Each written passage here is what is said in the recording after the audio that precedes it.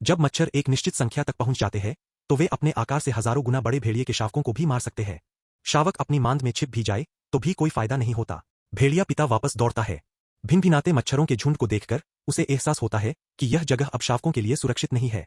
इसलिए वह शावकों को एक नए घर में ले जाने का फैसला करता है। हालांकि नया मांद पूरे 8 किलोमीटर दूर है।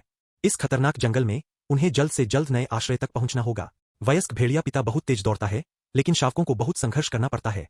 उनके छोटे पैर कड़ी मेहनत करते हैं, लेकिन वे अपने पिता की गति के साथ नहीं रह सकते।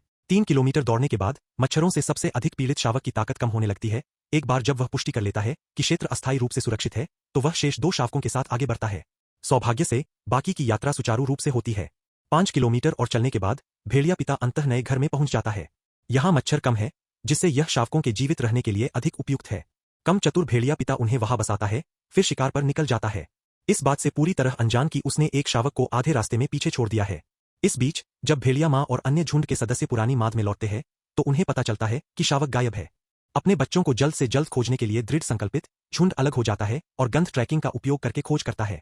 8 घंटे की कठिन खोज के बाद वे अंततः 10 किलोमीटर दूर नई माद ढूंढ लेते हैं। इसलिए भेड़िया माँ शावकों की सुरक्षा के लिए एक विश्वसनीय सदस्य को छोड़ देती है और दूसरों को खोज जारी रखने के लिए बाहर ले जाती है।